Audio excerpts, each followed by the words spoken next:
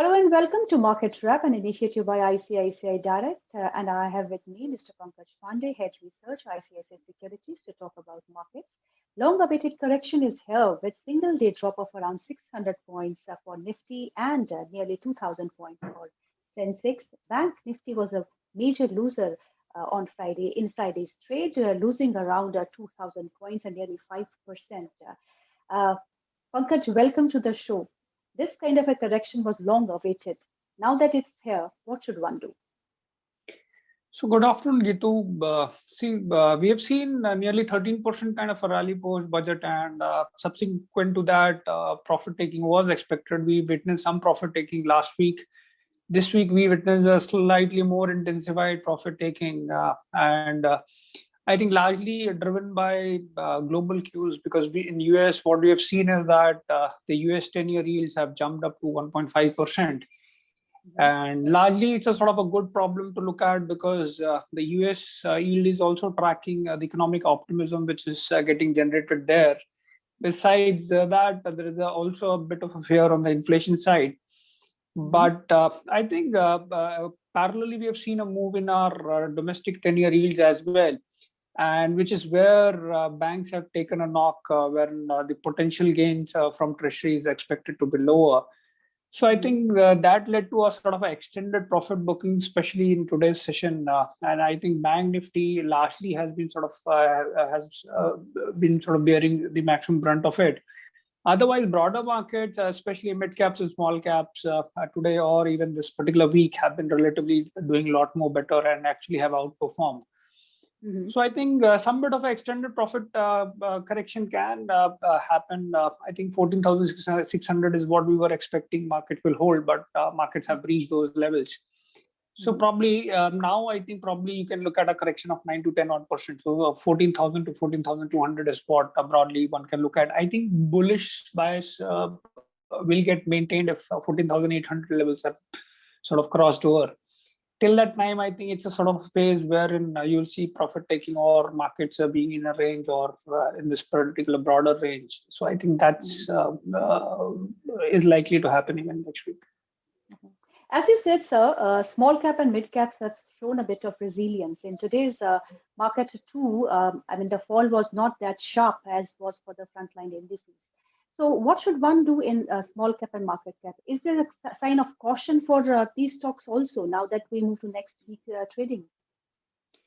So unless the worry sort of gets compounded, then only I think we would expect a bout of a correction in mid caps and small caps. Otherwise, what we are seeing is more of a profit taking. Like I said, in US, it's a good problem. Similarly, if see bond markets also take cues from the global macros, and if Right. global macros improve, which is what happened in case of US and domestically also. So, for example, we have a number of events lined up next week. Mhm. From that perspective, it's a sort of a good problem to have, and which is where I think probably we would expect that some bit of an extended correction could pan out. So in US, it is like now your bond market or bonds are now going to compete with equities because S&P dividend yield is also closer to 1.5, 1.7 odd percent. Mhm. So the relative attractiveness of bond has sort of a bit improved, and but it's like I said, it's a sort of a good problem. I think same is the Mhm. case domestically also. Bond market or overall fixed income has been sort of lying low for a good period of time, and if the economic buoyancy is there, probably you might see 10-year yields sort of inching up more, Mhm. which again is a sort of a problem for equities. But overall, I think the underlying strength still remains good, and which is why mid caps and small caps overall, I think at best, even if they witness profit taking, largely it should be sort of a taken as a good level to sort of enter into the market. So somebody who's waiting for correction to happen, I think here is an Mhm. opportunity. Mhm. Pankaj, is it the time to move into defensives now, like FMCG and IT? So we were hoping that last week defensives ideally would do well, but luckily that hasn't really happened. And largely, if you look at it as the metal pack, it is the capital goods pack, or the infra Mhm. pack has sort Mhm. of been seeing an extended run. And I think what we are seeing now is that the copper prices are at a 9-year high. You have aluminum and zinc at 2-year high. Metal prices have barely corrected. And overall, the outlook for commodities still remains positive. I think oil and gas, or we would expect oil prices to sort of cool off. Probably Okay. metals could do well, but oil and gas sector might witness some bit of cool off, largely because there is a OPEC meeting next week. And it is expected that Saudi, which had sort of gone in for a voluntary production cut of nearly about 1 million barrels, might get restored. And mind you, we Okay. haven't really come back to the pre-COVID production levels. So I would expect crude oil prices to sort of soften if OPEC were to take that stance. And I think December future prices for crude oil is at about $60. So which again is pointing towards that whatever rally we are seeing in crude might sort of or might not sustain. So Mhm. metals can surprise, but I think there's some commodities which we would expect to sort of cool off.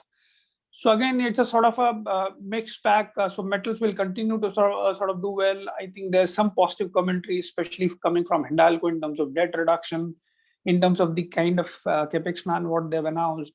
They've increased the dividend outgo as well. So that's a pretty good thing.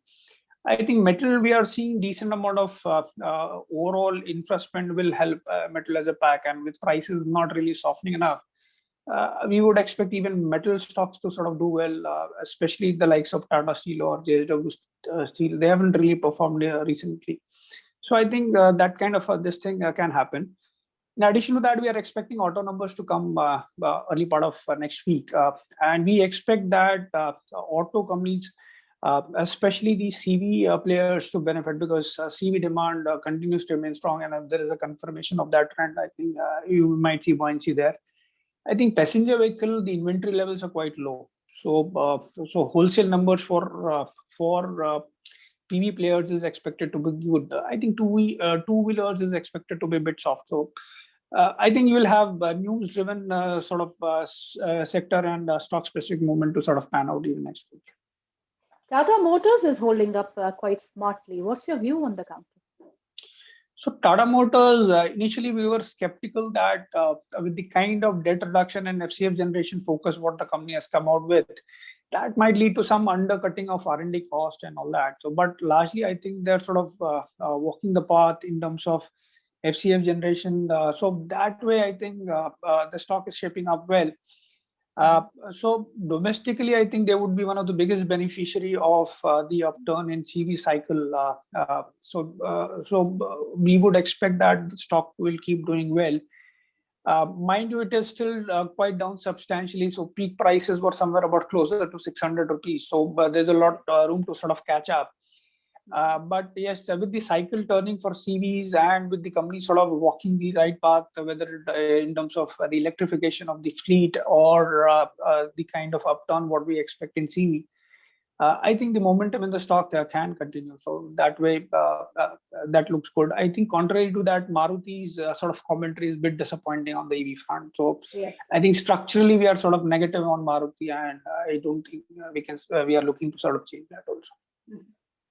Pankaj, you just spoke about firmness in metals that you expect in the coming weeks. But on the other hand, we are seeing dollar gaining strength with 10 years benchmark yield there in US surging. So if that is the case, still metal would be a preference. You would be looking at the metal space. So I think, see, metal China is the biggest player, and the commentary what is coming out is that they are expecting demand growth of nearly 6 to 7 odd %. That's still quite a high number because we had already seen quite a high growth. Now, see, the good part for China is that if you sort of keep expanding balance sheet and keep pumping up the P&L, so that way I think this can sustain. Uh, Domestically, we are more bullish on the volume growth, given the fact that this year, because I think we have seen nearly 100% kind of a capacity utilization for most of the players. So volume growth is expected to sustain, given the fact that government is also pushing a decent amount of capex or will push good amount of capex. pricing is where we have the uncertainty, and which is where we are still sort of not clear in terms of how this thing could pan out. But surprisingly, prices are sort of sustaining at higher levels, and which is where I think bullish bias can continue in some of these names. Though structurally, I'm still sort of skeptical how long these prices can go up. But you never know. Metal always is one of the sectors which keeps surprises on both sides. Pharma has underperformed the market if you talk about the entire month of February. So, what should one do in pharma space now? Today also there has been a correction in pharma counters. So both IT and pharma have witnessed decent amount of correction this week, about 4% odd. But I think structurally there's nothing to sort of worry in terms of broader trend what we look at. So in pharma, you have got various differentiated models. So one of them is the CRAMS opportunity, where you have players like Laurus Lab, Divi's Laboratories, and Suven Pharma, which so it's a multi-year opportunity, and I think that is the stock, or these are the stocks which are sort of key portfolio picks. And then you have exporters. You have exporters on the domestic, on the US side and non-US markets. US market is very competitive, so which is where the likes of Sun Pharma and all keep performing at or perform at sort of erratic frequency. Then you have the emerging markets, where I think you have players like Ajanta Pharma. So I think those are the pockets which we like more, because US is a very difficult market to sort of operate. And then I think what we are also liking is the domestic market. So because domestic market, we expect that the growth will keep getting better. And we have seen about 13% kind of growth last month. So from that perspective, I think the CRAMS and the domestic market. So because domestic MNC players are typical FMCG kind of companies, you get 8 to 9% kind of overall growth. And they've been sort of cutting the tail, and which is why the margin profile has been sort of getting better. Balance sheet wise, they are very neat and clean, or so, which is where the likes of Abbott, which is the most aggressive MNC, I think is a sort of a portfolio pick. Despite the non-performance, we would expect the stock to do well, because CMR activity was muted in the first few months because of COVID-led restriction. But I think that will normalize going forward. So I think those are the pockets one could look at. But structurally, both IT and pharma, I think, are portfolio picks. We would expect that the higher growth to be sustained, despite the short-term correction, obviously. This week, we also saw a bit of traction in fertilizer stocks. Your NFL, RCF, today also they closed with a gains of around 11 to 12%. Any view on these fertilizer counters and fertilizer space as such? So this is one particular space we have not been sort of very gung-ho upon, largely because I think see, there are some factors which will help the entire sector. So, for example, if the government clears the entire subsidy burden, so that's a sort of a big positive. But structurally, we would expect that say something like complex fertilizer to sort of relatively do well. Otherwise, I think the NPK ratio has been sort of distorted, because we have been using largely a good amount of urea, which is not really good from an overall soil perspective for a longish period of time. So I think at best these are sort of gains which are sort of one time, and we don't really expect that you will see double digit or higher kind of a growth in terms of fertilizers being used. So which is where I think so it's a good trading bounce overall what we are seeing in some of the pockets, but I think not all of them are portfolio picks. Mm-hmm. This week has been a very eventful week as such. We saw technical glitch on National Stock Exchange also hampering the trades. In such situations that we saw this week, what that happened on the NSE, what should an investor do? I mean, there was panic in the market, and there were several people who were asking on the social media platforms that what should we do now, because we are not able to scale off our trades. In such situations, any message that you have for a retail investor? So I think largely events like these are very sort of few, and which is where I think the entire sort of ecosystem got a bit of a shock overall. But I think if you have got a trading position, I can sort of understand the kind of challenges one would have faced in terms of squaring of positions. And but I think from a overall investor perspective, I think these events would not really sort of matter. But yes, for traders, a challenge is there, and I think a challenge rises next week because the margin requirements is going to go up from 5 to 10%. So you need to actually keep more money to sort of trade. So, and largely, see, from an overall structural perspective, it is a good move also because I think the regulator is also concerned that somewhere down the line, higher speculation should not happen. So they would want, so they are looking to sort of prevent the burnout in terms of investors from the investor perspective. So these are good structural moves, but then again, yes, it does cause some bit of a pain, especially on the trading side. So I think it's an overall part and parcel of the game. But I think traders, yes. So there was a good amount of anxiety, but hopefully, let's hope that events like this don't get repeated. In such corrections that we saw today, your message for the investors, retail investors. So one is, I think a lot of people have been waiting on the sidelines for correction to happen, and see, it does not happen that correction will happen and you will have all the good news floating around. So typically, equities are more of a forward-leaning machine, and I think so. From that perspective, whether you look at U.S. market or whether you look at our markets, I think macro-wise things have been sort of improving. And for example, I think if next week if we get the GST collections to about 1.2 lakh, I think it's again a pointer towards a more structural posture which is about to happen, so that way I think the broader economic fundamentals are good. If somebody has been waiting for correction to happen, I think this is what it is. I think people need to show courage and probably invest in the market.